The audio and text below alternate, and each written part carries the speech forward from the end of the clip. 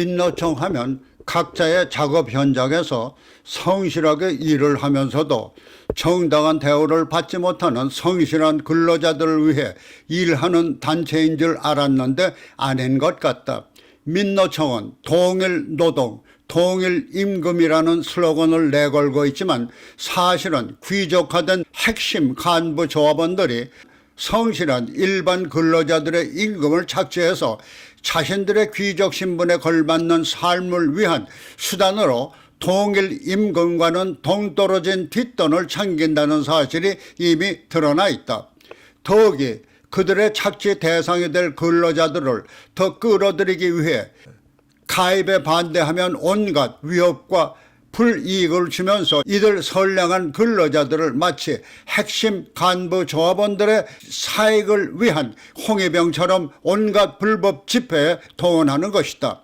민노총은 현직 간부들이 간첩 사건에 연루되며 북한을 찾고 지령까지 받은 것으로 알려졌는데 아마도 북한 정권이 노동자, 농민을 위한다는 구실을 내걸고 뒤로는 인민들을 착취하며 고위층의 호화로운 생활 도구로 삼는 것을 배운 것 같기도 하다. 민노총의 갖가지 폐악질 가운데 바로 얼마 전 한심한 폐악질이 또 벌어졌다.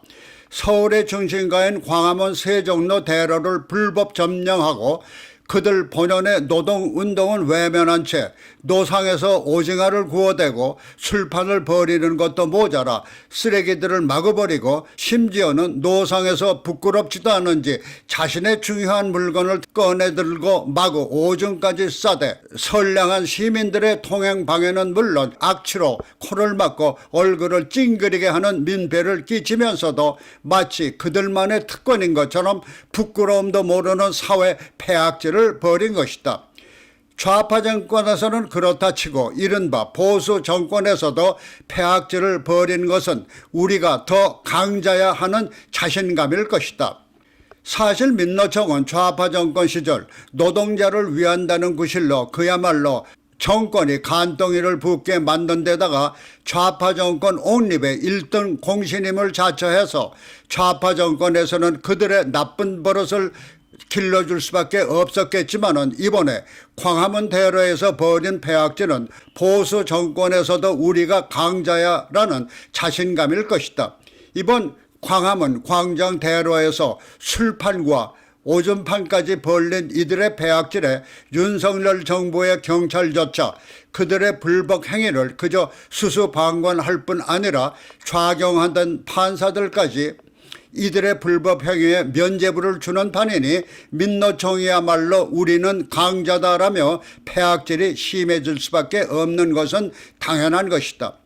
한국의 경제 발전까지 해치는 이들의 폐악질은 시쳇말로 임자를 제대로 만나지 못해서일 것이다.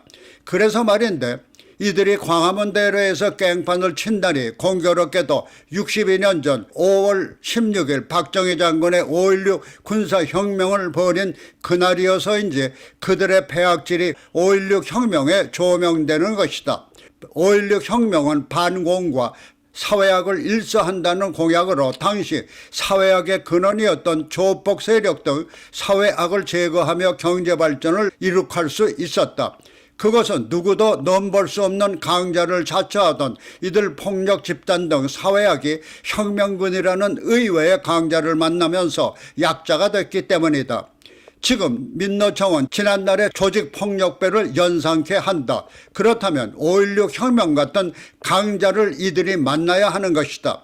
민노총의 폐악질을 혐오하는 선량한 국민들의 의견도 모두 마찬가지일 것이다.